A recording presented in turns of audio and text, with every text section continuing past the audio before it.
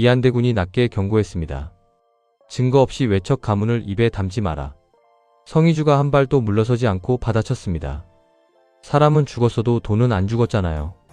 이한대군의 눈이 날카로워졌습니다. 성희주가 한 걸음 더 다가서며 말했습니다. 사람을 시켜 죽이는 놈은 반드시 돈으로 사요.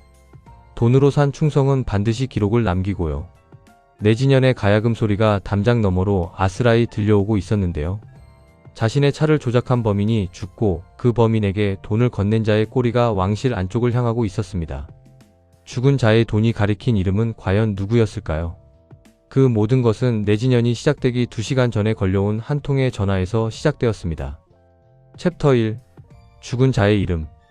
내진연 대기실은 비단과 향냄새가 뒤섞여 숨이 막힐 지경이었는데요. 당일을 차려입은 교수들 사이에서 성희주만이 흰색 정장 차림으로 서 있었습니다. 걸려온 전화는 도혜정이었어요. 도혜정이 숨을 고르며 말했습니다. 대표님, 성태주 전무님한테 연락 왔어요. 캐슬페이 결제 기록으로 추적한 그 사람 죽었대요. 성희주의 눈이 가늘어졌어요. 성희주가 전화기를 귀에 바짝 대며 낮게 물었습니다. 언제?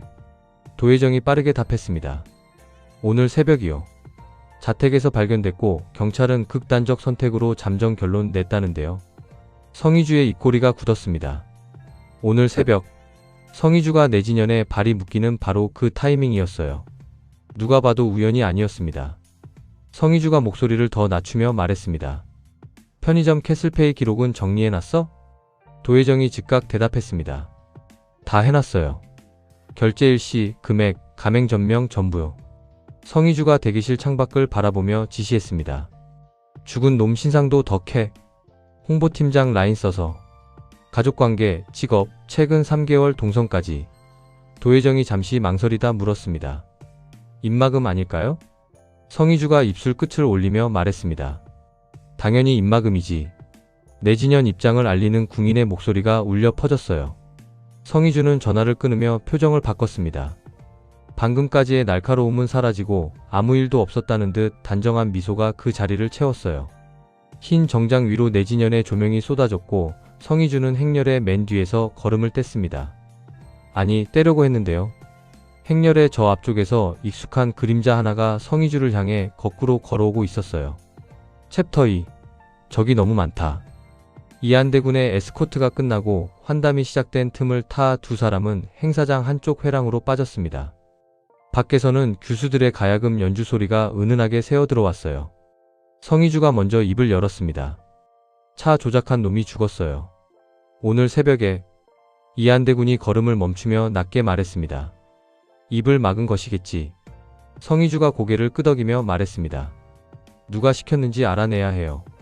이한대군이 회랑 기둥에 등을 기대며 말했습니다. 내 적이 몇이냐. 캐슬 안에도 있고 재계에도 있고 왕실에도 있다. 범인을 특정하기엔 경우의 수가 너무 넓어. 성희주가 약간 기분이 상한 듯 되받았습니다.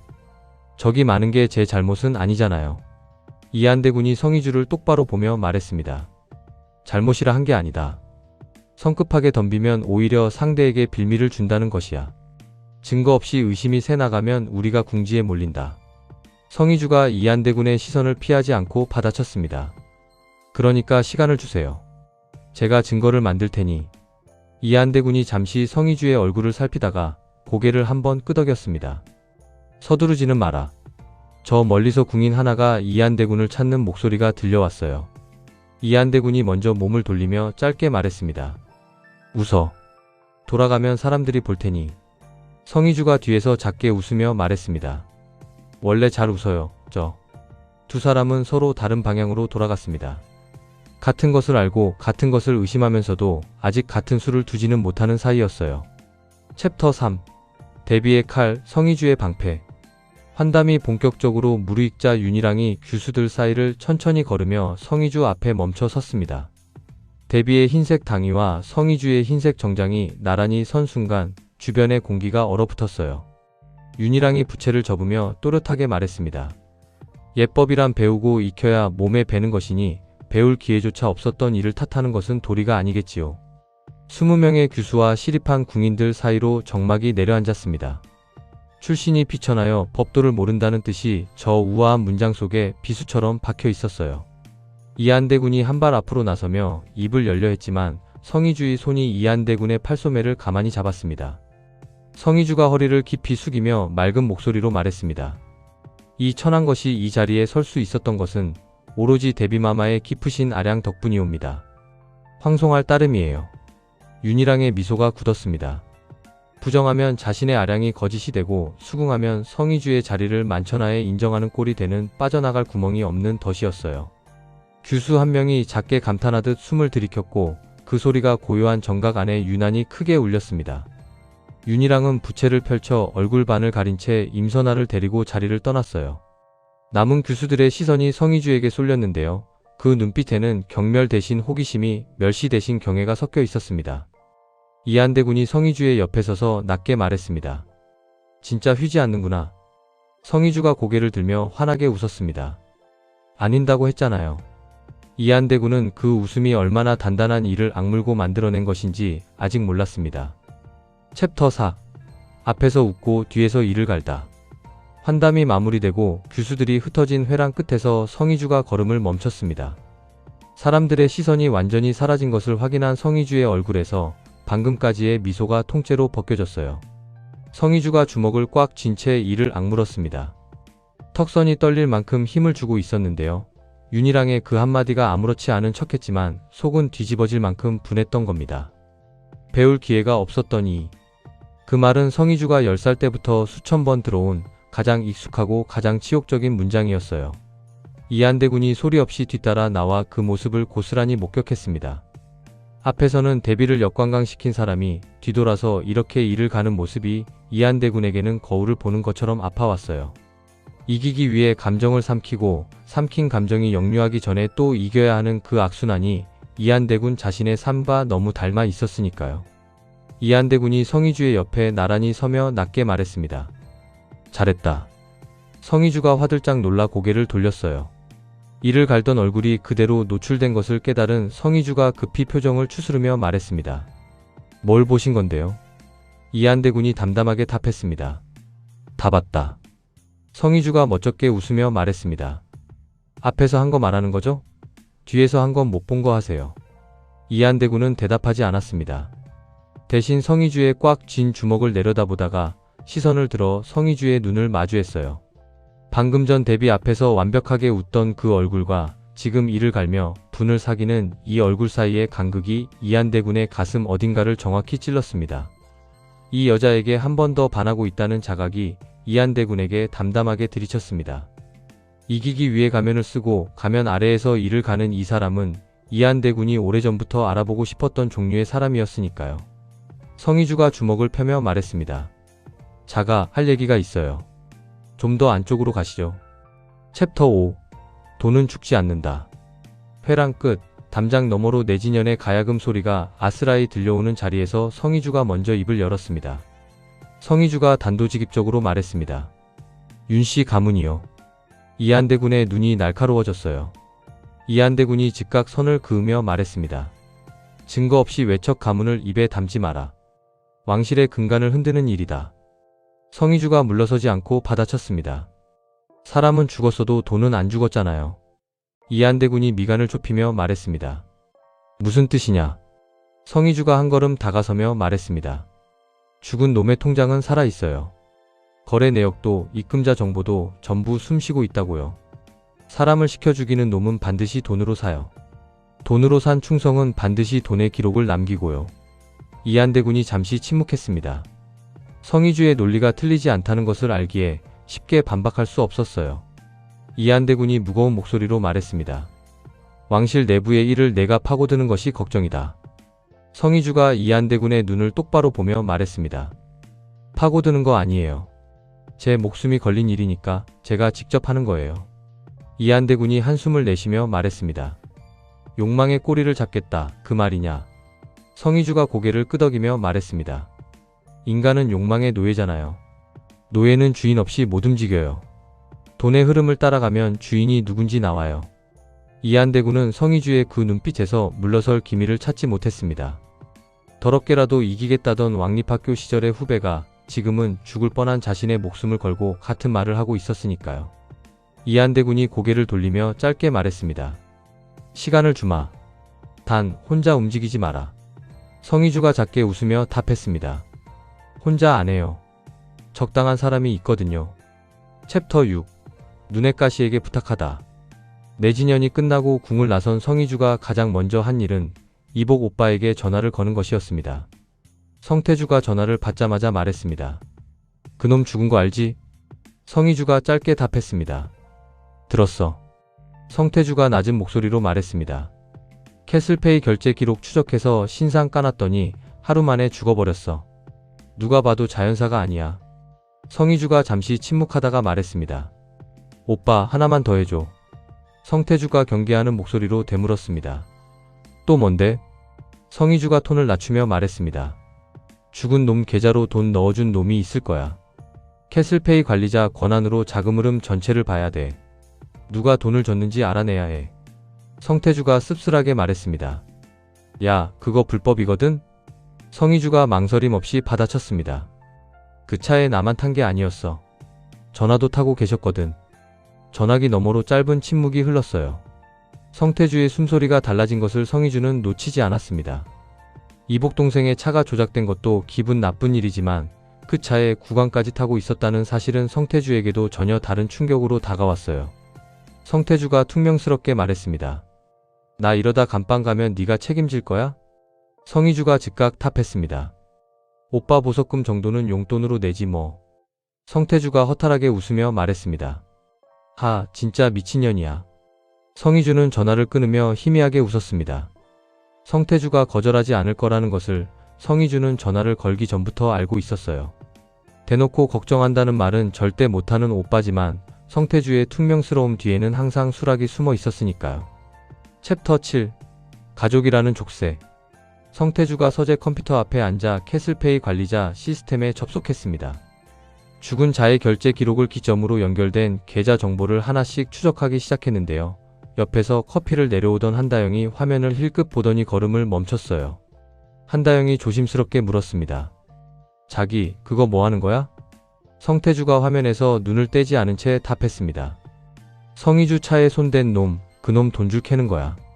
한다영이 커피잔을 내려놓으며 낮게 말했습니다. 자기야, 이거 들키면 진짜 큰일 나. 자기만 어떻게 되는 게 아니라 아버님이랑 우리 집까지도 위험해질 수 있어. 성태주가 화면을 스크롤하며 짧게 받았습니다. 알아. 근데 그 차에 전화도 타고 있었대. 한다영의 손이 멈췄습니다. 한다영이 더 말리는 대신 의자를 끌어다 성태주 옆에 앉으며 말했습니다. 로그 지우는 법은 알아? 성태주가 고개를 돌리며 말했습니다. 뭐? 한다영이 화면을 가리키며 담담하게 말했습니다. 위험한 일을 하려면 깔끔하게 해야지. 접속 기록 이대로 두면 감사팀에서 일주일 안에 잡아. 여기 이 열람 로그부터 처리해. 성태주가 아내를 물끄러미 바라봤어요. 법조 가문의 딸다운 냉정한 유능함에 성태주는 새삼 고마웠습니다. 성태주가 작게 웃으며 말했습니다. 자기 진짜 무서운 사람이야. 한다영이 키보드를 두드리기 시작하며 답했습니다. 무서운 사람이 아니라 자기를 매우 사랑하는 쓸모 있는 사람이지. 빨리 해. 챕터 8. 죽은 돈이 가리킨 이름. 성태주가 넘긴 자금 흐름 데이터가 도혜정의 손에 정리되어 성희주 앞에 놓였습니다. 캐슬뷰티 대표실의 불이 꺼진 시각, 책상 위 노트북 하나만이 두 사람의 얼굴을 비추고 있었어요. 도혜정이 화면을 가리키며 말했습니다. 죽은 사람 계좌로 석 달간 5차례 입금이 있었어요. 전부 차명 계좌를 거쳤는데 끝까지 따라가니까 여기서 걸려요. 성희주가 화면을 응시하며 물었습니다. 어디? 도혜정이 손가락으로 법인명을 짚으며 답했습니다. 윤강문화재단이요. 공식적으로는 문화재 보존 사업을 하는 비영리 법인인데 실체는 거의 없어요. 성희주가 의자 등받이에 몸을 기대며 말했습니다. 윤씨 가문 외곽법인이네? 예상대로야. 도혜정이 조심스럽게 물었습니다. 이 정도면 충분한 거 아니에요? 성희주가 고개를 저으며 말했습니다. 차명 계좌의 외곽법인이야. 데뷔마마가 직접 지시했다는 직접 증거는 아니지. 법정에선 이걸로 안 돼. 도혜정이 답답한 듯 되물었습니다. 그럼 어디다 쓰시려고요? 성희주가 노트북을 닫으며 말했습니다. 법정에 쓸 게 아니야.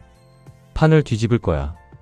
이 자료는 왕실 안에서 무슨 의미인지 아는 사람한테 쥐어주면 증거보다 더 세게 먹혀. 성의주가 자리에서 일어서며 말했습니다. 자료 2부 만들어. 한 분은 대군자가한테, 한 분은 총리한테. 도혜정이 빠르게 고개를 끄덕이며 말했습니다.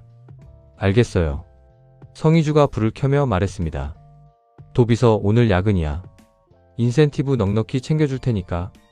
도혜정이 이미 키보드를 두드리며 답했습니다. 매번 그러시면서 안 주시잖아요. 성의주가 문 앞에서 돌아보며 웃었습니다. 이번엔 진짜야. 챕터 9. 반격의 서막.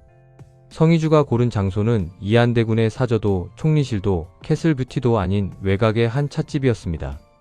세 사람의 접점이 드러나지 않을 곳이어야 했으니까요. 민정우가 먼저 도착해 차를 마시고 있었는데요. 이안대군이 들어서자 자리에서 일어나 가볍게 목례를 했습니다. 뒤이어 성의주가 서류 봉투 2개를 들고 나타났어요.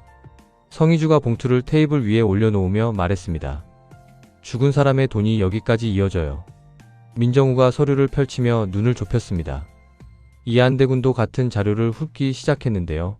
윤곽문화재단이라는 법인명이 눈에 들어오자 이안대군의 손이 멈췄어요. 이안대군이 낮게 말했습니다. 윤씨 가문의 외곽이군. 민정우가 서류를 내려놓으며 물었습니다. 이게 밖으로 나가면? 성의주가 고개를 저으며 답했습니다. 지금 내보내는 거 아니에요. 상대가 안심하고 다음 수를 둘 때까지 기다렸다가 한 방에 뒤집을 거예요. 민정우가 팔짱을 끼며 말했습니다. 패를 감추고 상대가 베팅하게 만들겠다? 성의주가 찻잔을 들며 답했습니다. 데뷔마마는 지금 제가 아무것도 못 잡은 줄 알 거예요. 그래야 방심하고 더 큰 수를 두죠. 그때 뒤집어야 타격이 최대예요. 민정우가 서류를 봉투에 다시 넣으며 말했습니다. 보관은 내가 할게. 총리실 금고가 제일 안전하니까. 이안대군이 고개를 끄덕이며 말했습니다. 그대에게 맡기겠소. 세 사람이 자리에서 일어서는 순간 성의주의 전화가 울렸습니다. 화면에 도혜정의 이름이 떠 있었어요. 성의주가 전화를 받자마자 도혜정의 목소리가 쏟아졌습니다. 대표님, 윤곽문화재단 실소유주 확인했어요. 성의주가 발걸음을 멈추며 물었습니다. 누구야? 도혜정이 한 박자 늦게 답했습니다. 부원군의 사위 중 한 명이에요. 윤희랑이 아니라 부원군 직계예요. 성의주의 눈이 커졌습니다. 윤희랑이 단독으로 벌인 일이 아니라 윤씨 가문 전체가 움직이고 있었다는 뜻이었어요. 이안대군과 민정우가 동시에 성의주를 돌아봤습니다. 성의주가 전화기를 천천히 내리며 두 사람을 바라봤어요. 방금까지 대비 한 사람을 상대하는 싸움이라고 생각했던 판이 윤씨 가문 전체를 상대하는 전쟁으로 뒤바뀌는 순간이었습니다. 이안대군이 낮게 물었습니다. 누구냐? 성의주가 입을 열었습니다. 부원군의 사위요. 데뷔마마 혼자가 아니에요. 가문이 움직이고 있어요. 찻집 안에 무거운 침묵이 내려앉았습니다. 세 사람의 시선이 테이블 위 서류 봉투를 향했어요. 방금까지 반격의 무기라고 생각했던 그 자료가 이제는 전쟁의 선전포고문이 되어 있었습니다.